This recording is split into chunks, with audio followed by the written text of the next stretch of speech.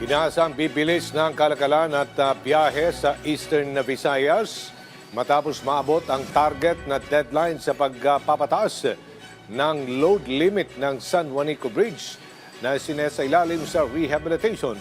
Sa katunayan, kumpiyansa si Pangulong Ferdinand R. Marcos Jr. na magiging fully operational ang makasaysayang tulay sa 2026.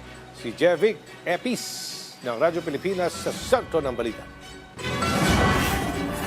Mismong si Pangulong Ferdinand R. Marcos Jr. ang nanguna sa inspeksyon sa San Juanico Bridge sa Tacloban City para makita ang progreso nito matapos sumailalim sa rehabilitasyon.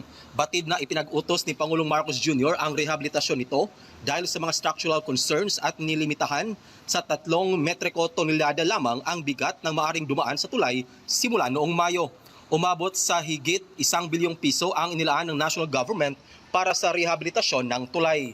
Kasama ni Pangulong Marcos sina DPWH Secretary Vince Dizon at iba pang opisyal ng lokal na pamahalaan ng Leyte at Samar para personal na makita ang malaking development ng San Juanico Bridge. Sa kanyang mensahe, sinabi ni Pangulong Marcos Jr. na dahil sa rehabilitasyong ito, tiyak na magiging tuloy-tuloy na ang connectivity, negosyo at transportasyon sa pagitan ng Samar at Leyte, gayon din sa mga kalapit na probinsya. Sinabi ng Pangulo, simula ngayong araw, itataas na sa 15 tonelada ang load capacity ng mga sasakyang maaring tumawid sa tulay. Punto ng Pangulo ang commitment ng gobyerno sa pagkakaroon ng ligtas, matibay at maasahan sa mga gawaing pang-ekonomiya, kalakalan at logistics sa Eastern Visayas. Kung sa ngayon, 2 ways, 15 tons. So 15 tons na magkabila. Pag one way na lang, kahit 30 tons, kayang tumawid. Pero one way lang. Samantala, masusing pinatutukan ni Pangulong Marcos ang monitoring at maintenance ng San Juanico Bridge at iba pang infrastruktura para maiwasan ang anumang problema at antala sa progreso ng Samar at Leyte.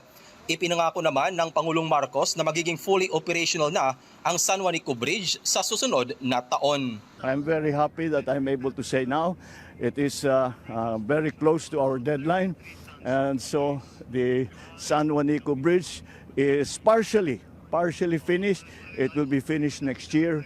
The repair of San Juanico Bridge is partially finished. It will be finished next year so that the bridge will be able to take again the load of 33 tons going both ways. Mula dito sa Tacloban City para sa Integrated State Media, Jevic Epis ng Radyo Pilipinas, Radyo Publiko.